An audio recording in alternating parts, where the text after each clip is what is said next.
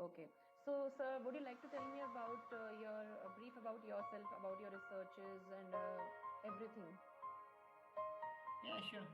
Yeah, so as I mentioned just now, I'm Dr. Abdelhak. I'm from Algeria, but I based in Malaysia. I work in University of Abdul as an associate professor of economics at the Faculty of Business and Finance. So I hold my PhD economics from University of South Malaysia, USM, also in Malaysia, where I did my thesis on vulnerability to poverty in rural Malaysia, basically on farmers, where I have looked at how farmers, move in and out of poverty. Great. I also completed the master in economic management from same university in South Malaysia, and my bachelor of economics is from University of Algiers. So my research interest is really about economics development, including energy economics, housing economics, health economics, digital economy, and also do some research on management where I investigated like things of employee creativity and innovation, organization culture, digital transformation, artificial intelligence, SMEs performance. So this is in general my interest. So I have held also some leadership roles at University of Abdul including, for example, I was head of the program for postgraduate studies, PhD and MPhil or master, 2000 for 2 years, 2017, 2018, and also I've been as acting head Department of Economics. And now currently I am playing the role of head of postgraduate programs for a PhD in economics. It's a newly program introduced in my university. I have published extensively in various local and international reference journals like Web of Science, SCI, Scopus, chapter in books. I have attended also several conferences, including your conferences. Mainly as a presenter and also as a keynote speaker. So I have served and I'm serving as a reviewer for several referred journals. I think a lot, quite number of journals, that I'm reviewing for. Also, I have awarded various or numerous of international and national awards for my contribution for the academic community, including, for example, 2019 Eminent Leadership Award, FIIB Business Review High Impact Research Award, and also I got Top Reviewer Award, Best Paper Awards, E-Learning Excellence Award, and also I'm trained trainer, certified trainer. So actually, basically, I'm a certified trainer for all sorts of training workshops. And this is, I think, that all indicate my commitment to teaching and mentoring, future scholars, future leaders. That is a brief introduction about myself. Great achievements you are having, and actually I have also gone through your research before, and they were very great, one and two. So may I ask you, what was your motivation during COVID to, carry out the research and conferences, all that thing? Because pandemic has changed the entire era and like the entire system. So what was your motivation during that time? Yeah, actually, yeah. So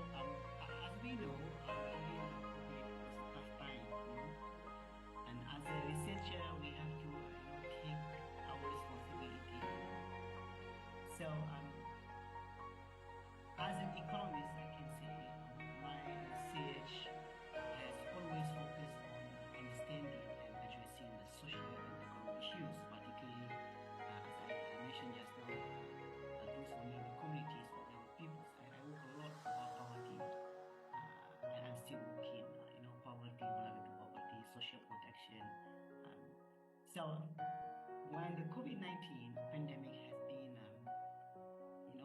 around, and it was a global crisis, with far-reaching, I can say, consequences for both individual communities and economies around the world. All. So we have actually read a report that this COVID have exacerbated the pre-existing inequalities. Those people, they were poor, they become poorer. And we can see that the gap between the poor and the rich, extended because of COVID. I can say that those are vulnerable and those are poor actually will suffer more compared to rich people from this pandemic. So this is why, because it increased the risk of poverty and unemployment. We have the issue of food insecurity.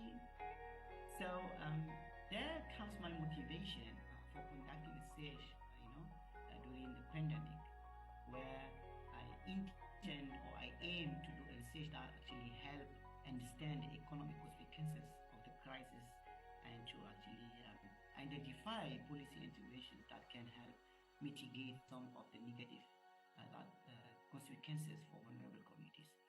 So to be specific, my research during the COVID-19, I did a lot, but the most one is focused on business, particularly small and medium enterprises sector, because usually, especially in Malaysia, is SMEs are I can say the backbone for the Malaysian economy. So even the society, because there are so many people depend on their small business. So we have, of course, I have my research group. I'm working with a group of scholars. So we focus on that area in SMEs and how the COVID impacted household welfare. So the business sector, I can say, is an important component for economic development and provide vital services to individuals, to households, to businesses, to communities. And when the pandemic comes, it has disrupted the supply chain, and therefore we have shortage for goods and services, where it caused the price to be fluctuated, especially for the necessities,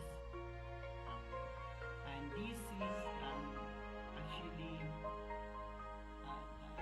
make the situation for those vulnerable people more challenging for them. So I can say the research that we done sought to investigate how actually the business sector, which is these SMEs, mitigate against the COVID. What strategies they use in order to mitigate and in order to overcome the negative impact. At the same time, how much the COVID affected those businesses. So we try to understand the pandemic impact on business, and therefore this allows us to actually identify policy intervention that can help to ensure SMEs. For example, we did some research related to government, some research publication. So I can say that my motivation for conducting research during the pandemic is to help understand pandemic economic impact and to identify policy intervention that can help mitigate the negative consequences, particularly for small, medium enterprises and also for vulnerable communities. So that in general. On top of that, I also done some research on what will be the future for education, because if you remember, when the pandemic started, we all shifted to online, classes and this e-learning, where actually we were forced to accelerate that, because before the pandemic, actually there were a talk and a lot of debate and discussion on what is the future for universities? It will be really an online? So when the pandemic come, actually, that debate or that discussion, it was forced to be accelerated and to speed up. So I did some research on that. I can tell you, unfortunately, that the result is like, yeah, even though that it looks like feasible, but actually it will never replace the traditional, I can say, education, because when we learn, it's not only about doing the research and put it in, on screen. So we have the techniques, we have this collaboration, interaction. We are social by nature, right? Some kind of things that my experience as a teacher, as a lecturer, the student cannot get them unless if they are physically interacting, right? Yeah, so I can say that online learning experience, but it will never replace. It can be as a help, an extra to the traditional education. So I did something on that. I tackled both opinion from the academia, lecturers, teachers, and from the students, and see how this learning affected the performance, the preferences, the understanding. Yeah. So during the COVID, I can say two areas, which were business, and the second one is in education. Yeah. Great, sir. Actually, these two areas have been affected the most after COVID, and Correct. especially the people have their businesses have come to the downfall, and the education system has also changed. But it has come to the better also after COVID. The people have changed the concepts after that, and it was great learning about your motivation. You have the great motivation with that. So, sir, my next question is whether you prefer online conference or in person. Which one do you feel is better? Okay.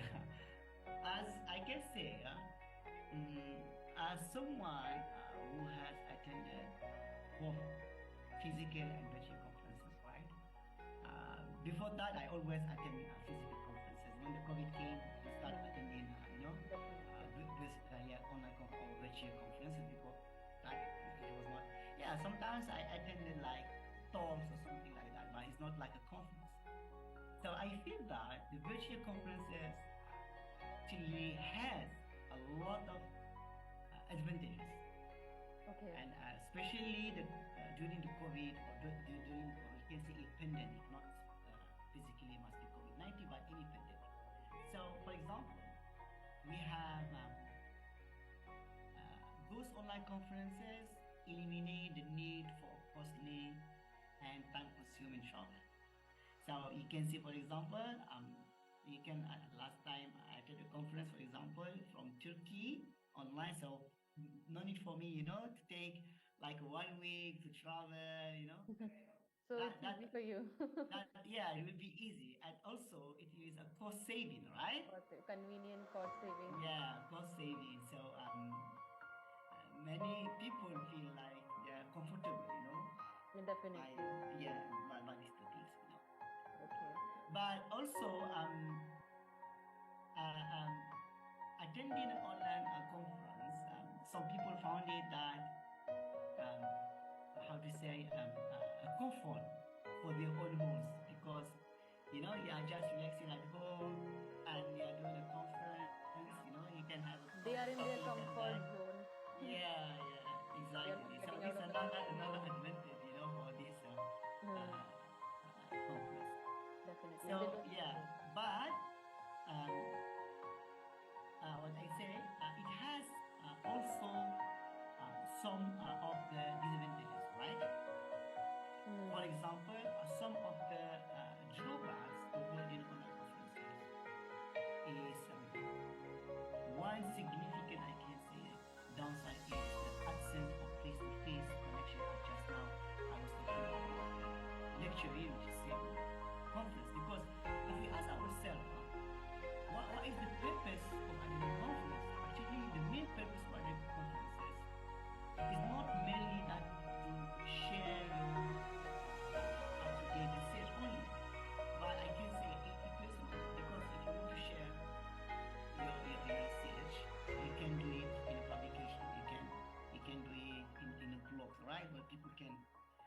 why we have to pay all these fees and travel?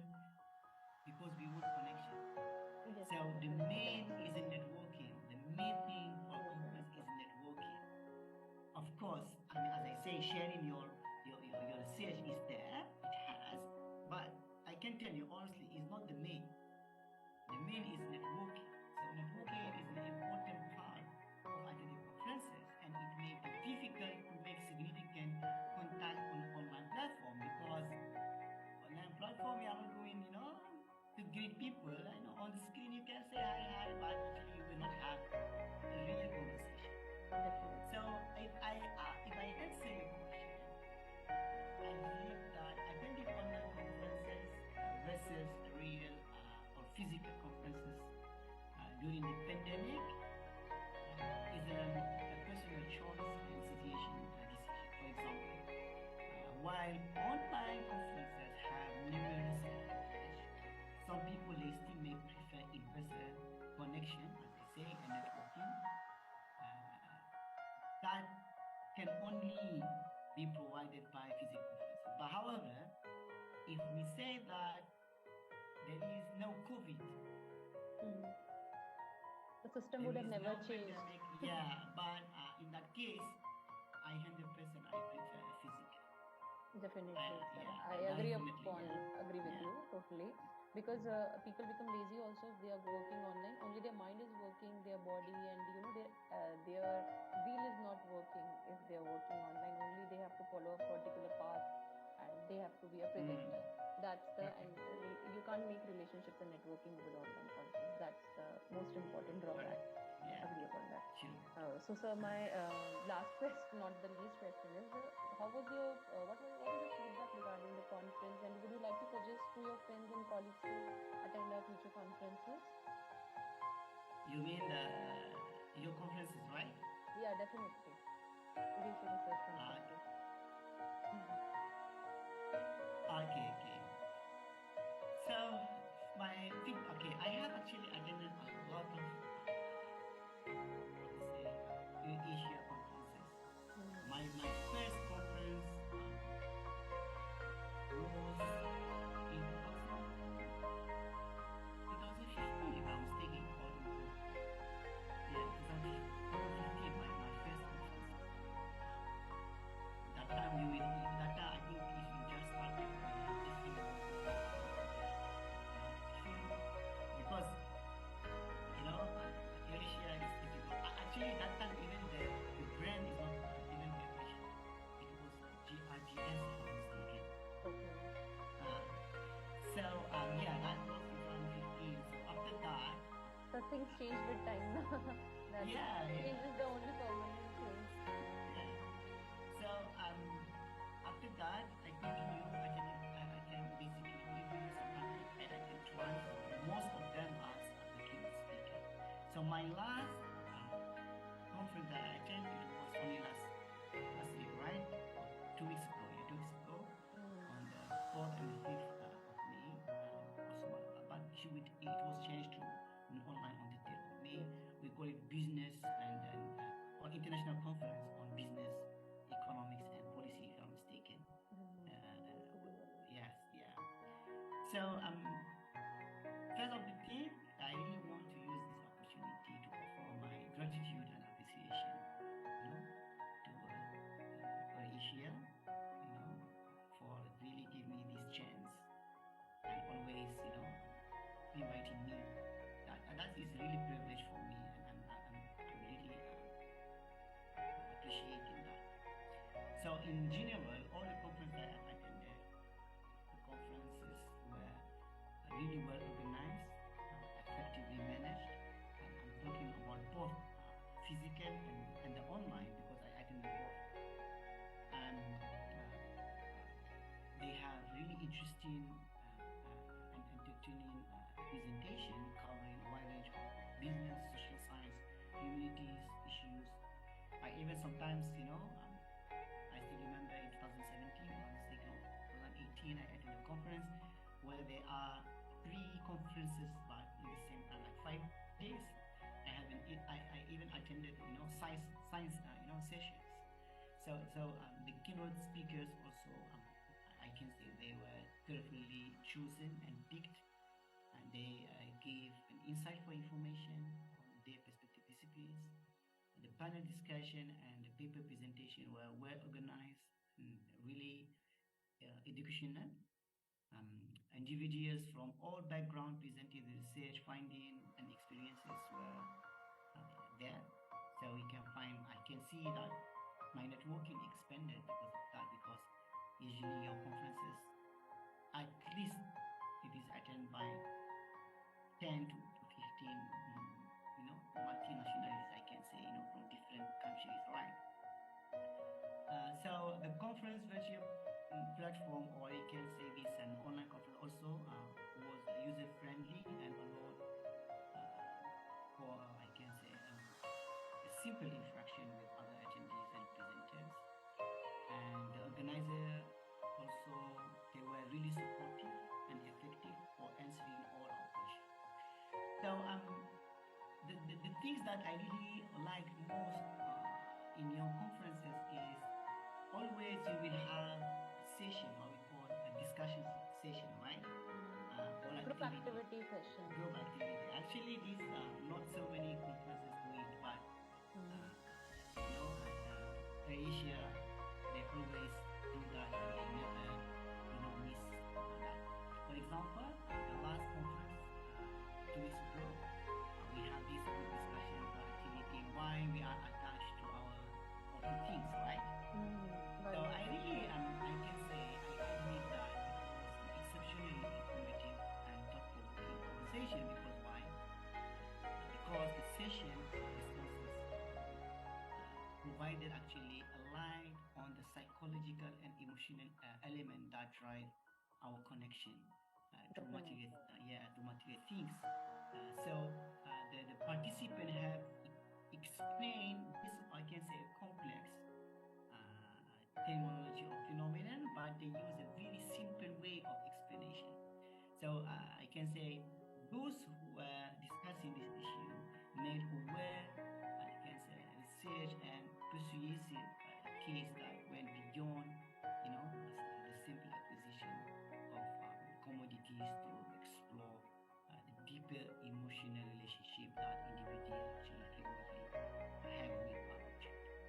So it was a very interesting session, and I believe that perspective offered during the discussion, not only this but also previous ones, actually always has an important impact not only on researchers or academics, but also for practitioners, or those people who can view this discussion online, because usually always Asia,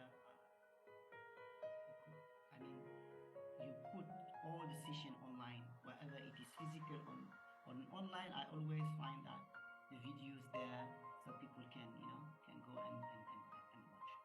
So I can say the HRA international conferences are a huge success. Honestly, you have improved a lot if you compare from the beginning, and I would really suggest those conferences to my colleague. Actually, I did. I even suggest to my friend, and even this SSHRA international, organizer, it is listed in my university, how to say, list as conferences or as a membership. I'm also a membership for it, right?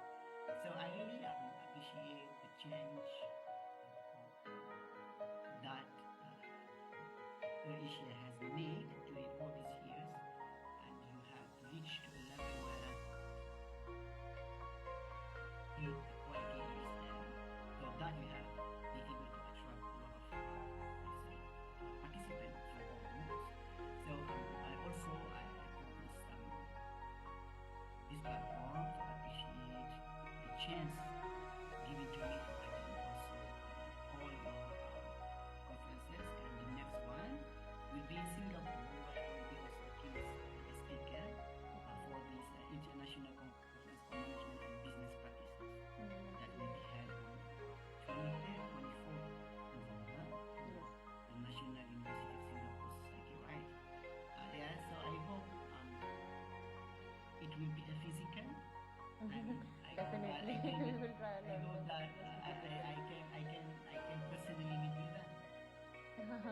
definitely, sir. Definitely. It was very nice meeting with you and having conversation with you. I have learned so many things, and you're definitely, I would like to see you in our every future conference for that. And Yeah. thank you so much, sir.